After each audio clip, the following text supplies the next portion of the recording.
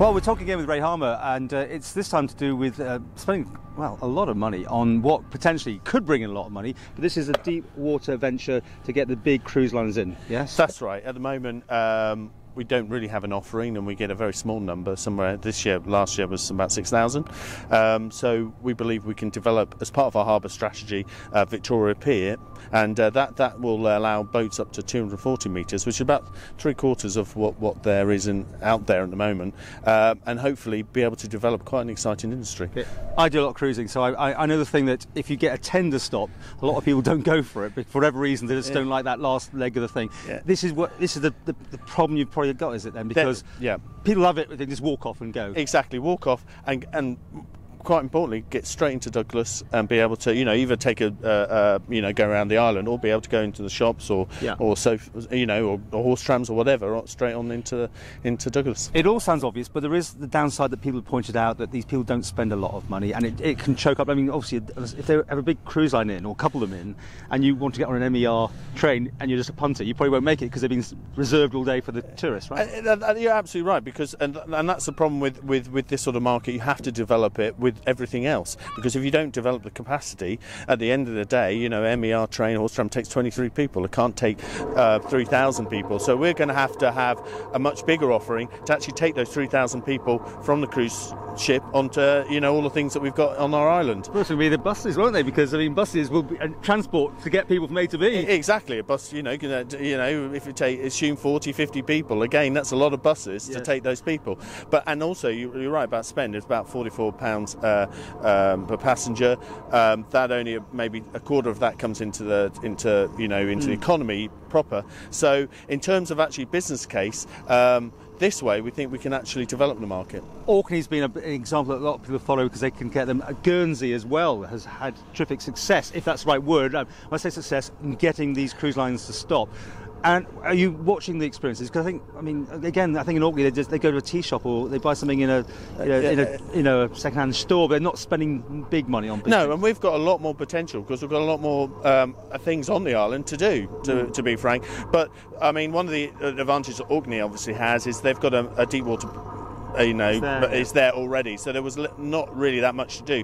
For us, it's a lot more complicated, which is where we feel that going for a 240 pier, actually, with the work that we have to do on the harbours anyway, actually makes the most sense. How much are you going to spend? £11 million on the... Is that the whole thing? Was that in stages, or what? No, that's for the cruise element, and then there's other elements that ultimately for the whole harbour, because we've got all our row facilities that we need to improve and increase to what is maximum in Haitian, for example, and Liverpool. We've got our oil tanker berth to do. There's quite a lot of other harbour work.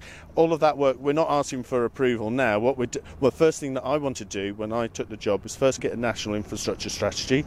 What are we doing for the island? Secondly, based on that, a number of other strategies, and one of them was harbour strategy, and that's what this is about. Have we got the money, or is it coming off reserves, or?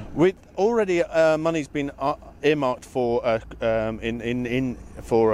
cruise off Victoria Pier. Potentially that could be used for that. Ultimately, the additional bits in the harbour, they'll all have to have. Even the cruise will have to come back to Tynwald. It will need a business case. It will need to be put through and get Treasury concurrence. You're not looking for any private partners on this then? No, not for again. Purely on a commercial basis, it wouldn't stack up. The numbers don't stack up. But because it's part of the overall harbour redevelopment, for example, in Victoria Pier, we have to fix it anyway.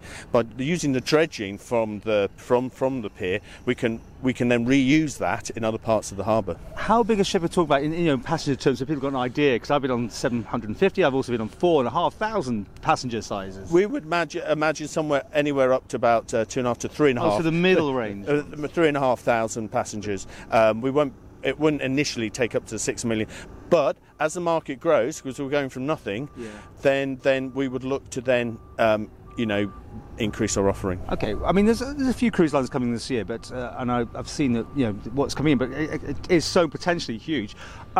When is this likely to actually be in people's brochures? Because they work 2 or 3 years ahead, of course. Well, I mean, it's political will at the end of the day. There's been talk of going immediately to a 450 and spending £80 million or so forth. But we want to grow that market first. And if it is Tynwald approval, there's no reason why we couldn't have it within this term and start the work. And definitely, Douglas, I know you looked around the Isle of Man, but it will be here, will it? It will be here for the 240 berth, which takes about 3/4 of the ship. Ultimately, as the market grows, then there'll be potential to use Alexandra Pier and so forth. But this will be really to put our stamp on the market. Very quickly, Liverpool, the landing stage, more money required. Where are we up to on that? No, I mean it's not more money required. It's actually the same. What it is there's new facilities that have been added. One was the walkway for passengers, which wasn't in the original scope.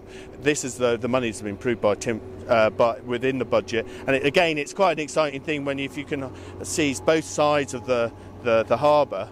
Both again with the same size of vessel, and what we call is Haitian Max, which is 142 metres for ro-ro vessels, and that means Haitian, Liverpool, Douglas, all the same, all at the When will that be signed off? I mean, when? Well, we're hoping to go to planning very early in May, so that's going to happen really quick.